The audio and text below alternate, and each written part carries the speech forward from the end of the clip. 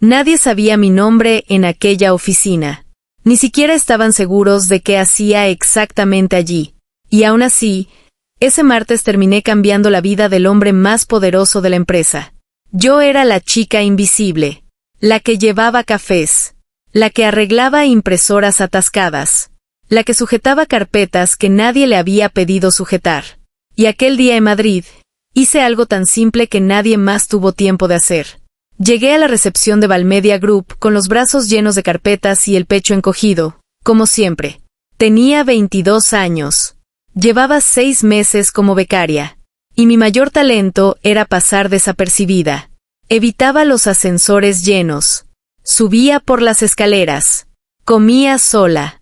En las reuniones me sentaba junto a la pared, como si eso pudiera protegerme de que alguien me hiciera una pregunta. Pero no siempre fui así. En el instituto era distinta. Levantaba la mano primero. Me ofrecía voluntaria para todo. Después llegó la universidad, y algo dentro de mí empezó a apagarse. Entrevistas que salían mal. Prácticas sin sueldo. Supervisores que jamás aprendieron mi apellido. Poco a poco dejé de reconocerme frente al espejo. La única parte de mí que seguía intacta era Mateo, mi hermano pequeño. Mateo tiene 9 años. Nació sordo. Mientras mis padres aprendían algunos signos básicos, yo me obsesioné con la lengua de signos española. Pasaba noches enteras viendo tutoriales. Iba a clases después de estudiar. Practicaba sola frente al espejo hasta que mover las manos se volvió tan natural como respirar. Con Mateo me sentía útil. Con Mateo, me sentía yo misma.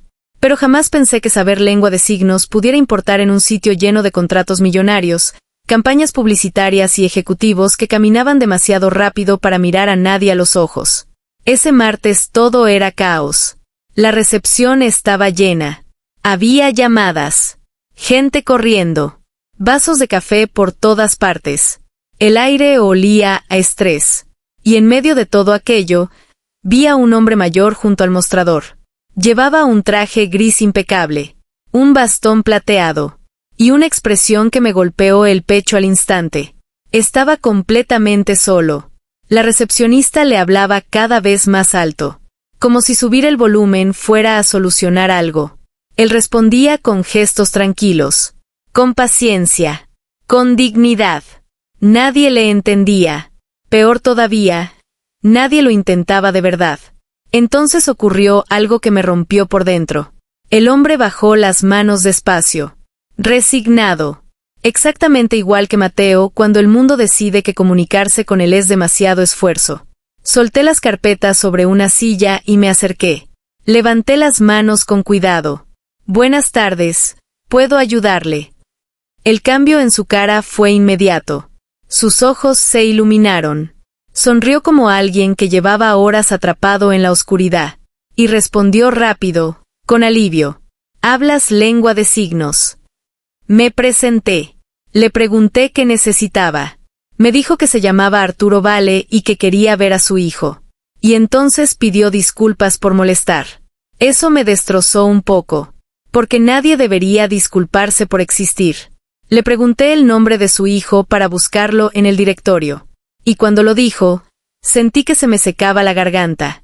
Nathan Vale, el fundador de Valmedia Group, el hombre cuyo nombre estaba en la entrada del edificio, el dueño de todo aquello, el mismo cuya firma aparecía en mi contrato de becaria. Tragué saliva, y aún así sonreí. Lo acompañé hasta unos sofás junto a los ventanales. Desde allí se veía toda la Gran Vía.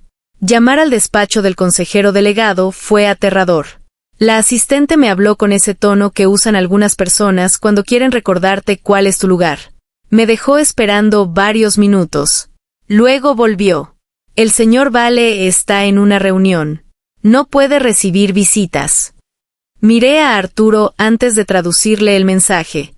Él simplemente sonrió un poco, pero no con los ojos. Y después signó algo que todavía recuerdo palabra por palabra. Solo quería ver el lugar donde mi hijo pasa la mayor parte de su vida. No sé qué me pasó en ese momento. De verdad que no lo sé. Porque antes de pensarlo, ya había tomado una decisión. Le ofrecí enseñarle el edificio yo misma. Sí, una becaria. Sin permiso. Sin autorización. Sin sentido común. Pero cuando vi su expresión, entendí que ya no podía echarme atrás. Recorrimos primero el departamento creativo. Arturo observaba las pantallas como un niño viendo fuegos artificiales. Yo le traducía conversaciones. Le explicaba proyectos, campañas, ideas. Y mientras caminábamos, él empezó a contarme su historia.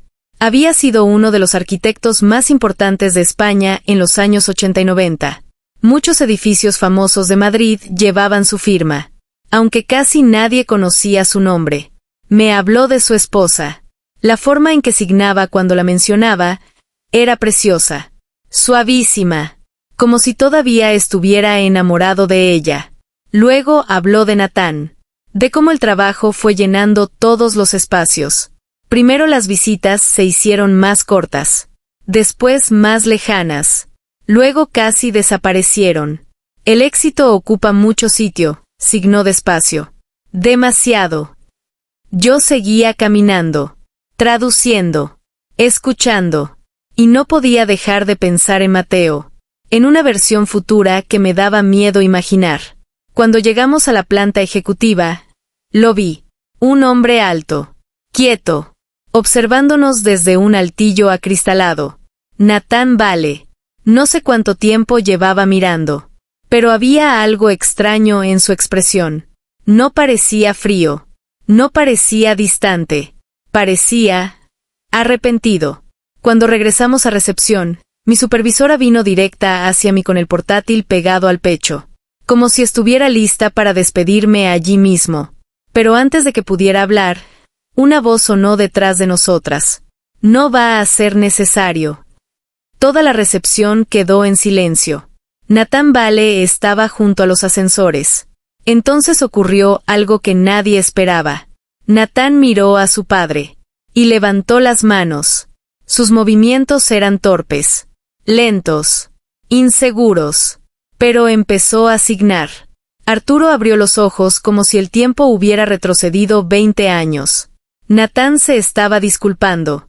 Por la distancia, por el trabajo, por todos los domingos perdidos, por el silencio que había dejado crecer entre ellos. Y allí mismo, en mitad de la recepción, se abrazaron. Nadie sabía dónde mirar. Algunos fingían trabajar, otros apartaban la vista, pero había gente llorando. Lo vi, más de una persona. Después Natán me pidió subir a su despacho. Yo estaba segura de que iban a despedirme. Pensé que me darían una advertencia formal, o peor. Pero cuando entré, me dio las gracias. Me contó que llevaba meses viendo cómo su padre salía de aquel edificio con la misma expresión triste, y que él, aun sintiéndose culpable, nunca había hecho nada para cambiarlo. Hasta ese día. Hasta mí. Luego me ofreció algo que ni siquiera existía dentro de la empresa. Crear un área completa de accesibilidad e inclusión en Valmedia Group. Desde cero. Dirigida por mí. Recuerdo quedarme mirándolo sin saber qué decir. Y entonces dijo algo que jamás voy a olvidar. La empatía no se enseña en un máster. 6 meses después, Valmedia Group fue reconocida como una de las empresas más inclusivas del país. El equipo de recepción aprendió lengua de signos en sus descansos. Cambiaron protocolos. Cambió la forma de tratar a la gente. Y el día de la inauguración del nuevo departamento, Arturo Vale estaba sentado en primera fila. Cuando Mateo entró por aquellas puertas y vio mi despacho, sentí un nudo enorme en la garganta, porque entendí algo muy simple. Todo había empezado por una pequeña decisión. No por mi currículum. No por un título, no por contactos, solo por detenerme un momento y mirar a alguien que el resto del mundo había decidido no ver. Y a veces, eso es suficiente para cambiarlo todo.